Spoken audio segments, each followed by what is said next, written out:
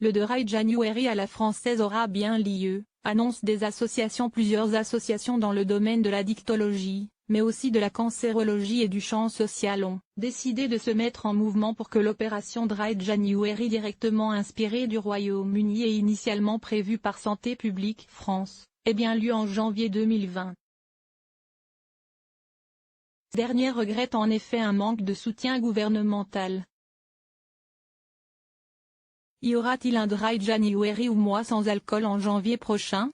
A priori la réponse du gouvernement tend vers le négatif, mais des organisations ne comptent pas laisser passer cette occasion de sensibiliser le grand public. Ce défi collectif qui propose de faire l'expérience d'une simple pause dans sa consommation d'alcool pendant le mois de janvier devait être porté par Santé publique France. Sa première édition nationale mais semble être compromis en raison d'une levée de bouclier du côté de lobby de l'alcool selon le journal Le Monde. Le quotidien rapporte également les propos de la ministre de la Santé ayant affirmé que ce format n'est pas aujourd'hui validé par son ministère. Une décision regrettable selon plusieurs associations dans le champ de la dictologie.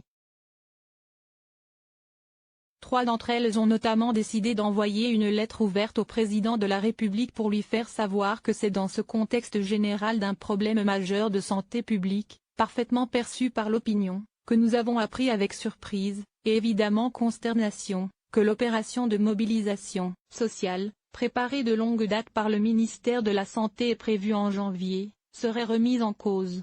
Car ces dernières se disent d'autant plus déçues qu'une telle opération semblait bien sur les rails et élaborée depuis plusieurs mois par Santé publique France, selon Le Monde. L'alcool, deuxième cause de mortalité prématurée en France. Cette mobilisation sociale autour de la consommation d'alcool a été mise en œuvre initialement sous le nom de Dry January au Royaume-Uni depuis 2003, et propose depuis, chaque année après les fêtes et aux personnes qui le souhaitent, de faire une pause avec l'alcool pendant un mois afin de constater les bénéfices dans leur quotidien. L'objectif n'étant pas de conduire à une abstinence totale, mais de s'interroger sur sa consommation et de prendre conscience du rapport qu'entretient la société avec l'alcool, précisent les associations dans cette lettre ouverte. Qu'à cela ne tienne, ces dernières ont officiellement annoncé vouloir mettre en place par elles-mêmes un Dry January à la française.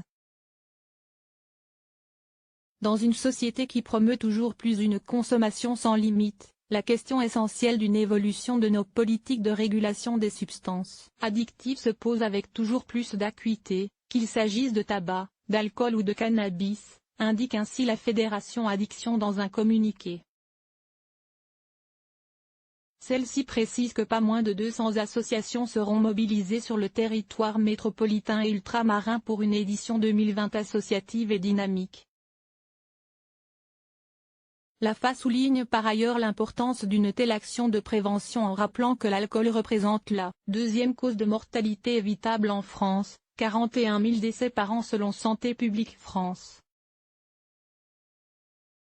Une consommation réduite 6 mois plus tard. Nous reprendrons à notre compte les enseignements des expériences sur plusieurs années de nos amis du Royaume-Uni, qui ont accepté de nous soutenir, précise-t-elle, ajoutant que concrètement, il sera proposé de faire une pause dans sa consommation d'alcool pendant ce mois, sans culpabiliser qui que ce soit, que l'on relève le défi ou non.